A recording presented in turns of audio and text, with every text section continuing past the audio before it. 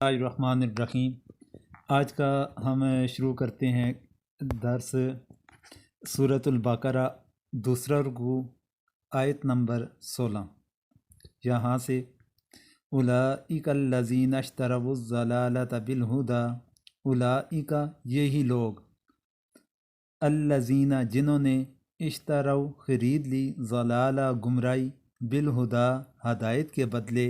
فما ربحت کوئی فائدہ نہ دیا، تجارتہم ان کی تجارت نے، وما کانوا اور نہ تھے، مہتدین وہ ہدایت پانے والے۔ اس آیت کریمہ کا باماورا ترجمہ، اولئک الذین اشتروا الضلالۃ بالہدی، یہ وہی ہیں جنہوں نے مول لی گمراہی ہدایت کے بدلے میں، فما ربحت تجارتہم سو نافع نہ ہوئی ان کی سوداگری، وما کانوا مہتدین اور نہ ہوئے راہ پانے والے۔ اس آیت کریمہ کے اندر اللہ تبارک و تعالیٰ نے منافقین کے متعلق ذکر فرمایا کہ منافقین نے یہ جو طرز عمل اختیار کیا کہ ان کے پاس ایک ہدایت کا راستہ تھا اور دوسرا گمراہی کا راستہ تھا، تو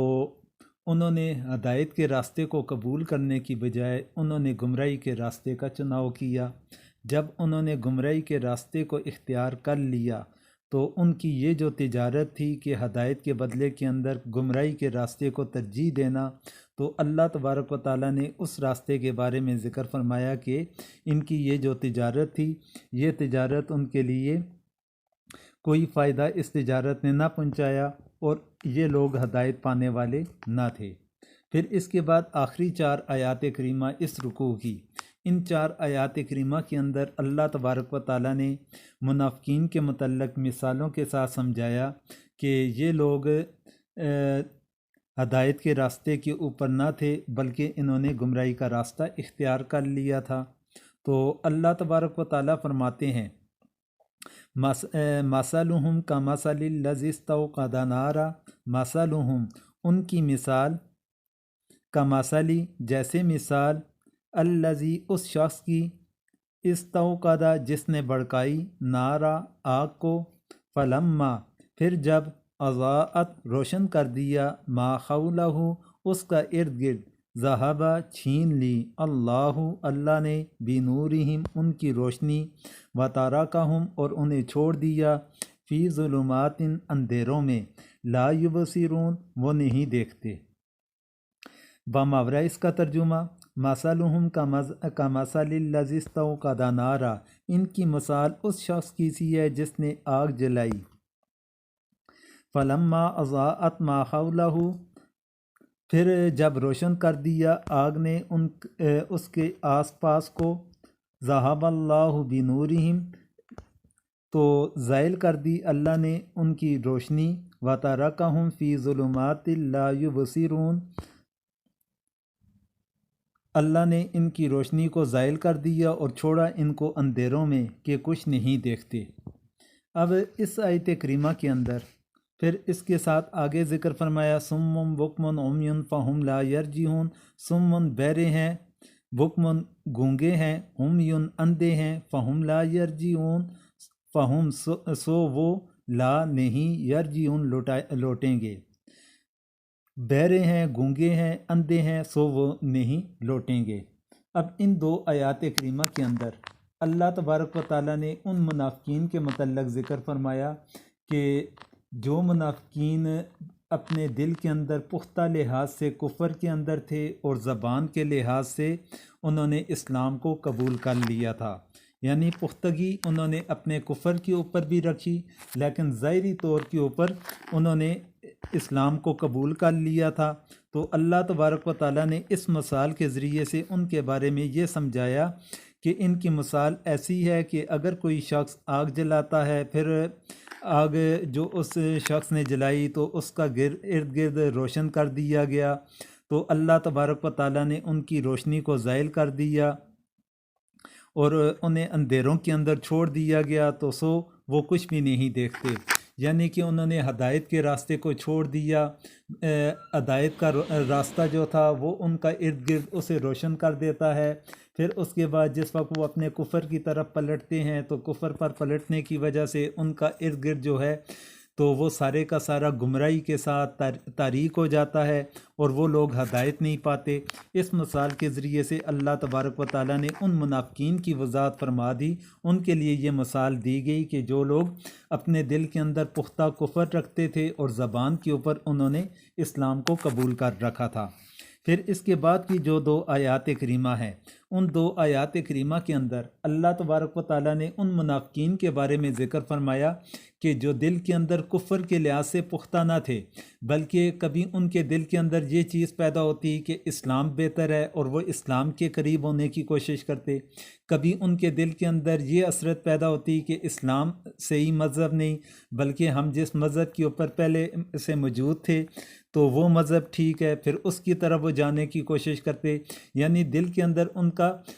تردد پایا جاتا تھا، وہ کسی ایک دونوں مذاہب میں سے کسی ایک مذہب کے اوپر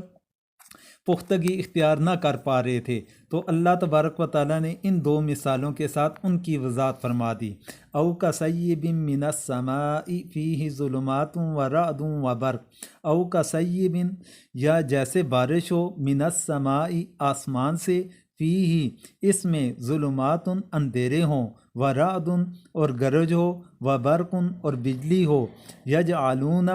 وہ ٹھونس لیتے ہیں، اصابعہم اپنی انگلیوں کو، فی آذانہم اپنے کانوں میں، من الصواعق کڑک کے سبب، حذر الموت موت کے ڈر سے، واللہ محیط بالکافرین واللہ اور اللہ محیط گھیرے ہوئے ہے، بالکافرین کافروں کو۔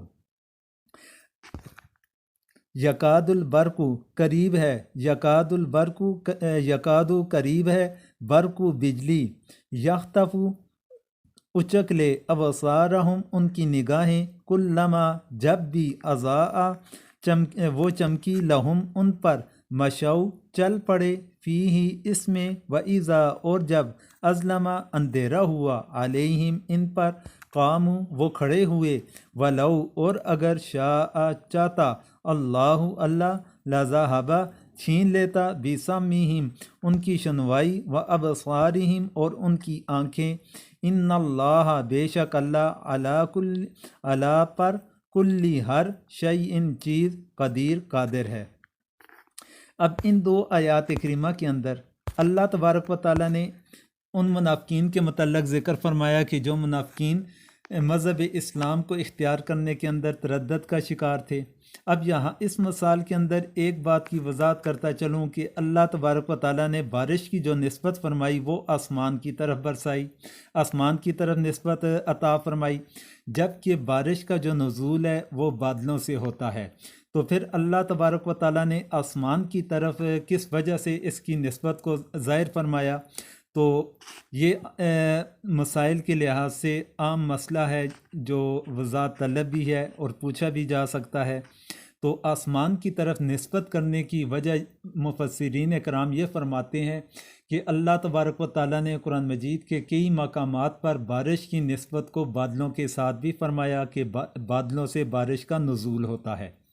پھر یہاں پر آسمان کا جو ذکر فرمایا گیا تو اس کی وجہ مفسرین کرام یہ بیان فرماتے ہیں کہ اوپر کی جانب سے کوئی بھی چیز نیچے کی جانب جب آتی ہے تو ماورتاً بھی انسان کہتا ہے کہ یہ آسمان کی طرف سے نیچے آ گئی۔ اسی طرح اللہ تبارک و تعالیٰ نے بارش کا نزول اوپر کی جانب سے ہوتا ہے تو اس نسبت کے ساتھ اللہ تبارک و تعالیٰ نے آسمان کی طرف اشارہ عطا فرما دیا کہ آسمان سے جس طرح بارش کا نزول ہو۔ پھر اس کے بعد کہ بارش کی جو خصوصیات ہیں تو ان کے متعلق یہاں پر ذکر فرمایا گیا، جس طرح گرج کے بارے میں، پھر اسی طرح اندھیرا ہوتا ہے بادلوں کی صورت کے اندر، بجلی کی چمک ہے، بادلوں کی گرج ہے، اس کے متعلق اللہ تعالیٰ نے یہاں پر ساتھ میں ذکر فرما دیا۔ تو ان 2 آیات کریمہ کے اندر اللہ تبارک و تعالیٰ نے ان کے متعلق واضح فرما دیا کہ جو لوگ دین اسلام کو اختیار کرنے کے اندر یا دوسرا مذہب اسے قبول کرنے کے لحاظ سے یہ تردد کا شکار ہیں، وہ ہدایت کے راستے کو سمجھ نہیں پا رہے صحیح معنوں کے اندر، جس وجہ سے وہ کبھی اسلام کی جانب آتے ہیں، کبھی اپنے پرانے مذہب کی طرف چلے جاتے ہیں۔ یہ تھا ہمارا دوسرا رکوع جو الحمدللہ آج مکمل ہو گیا ہے۔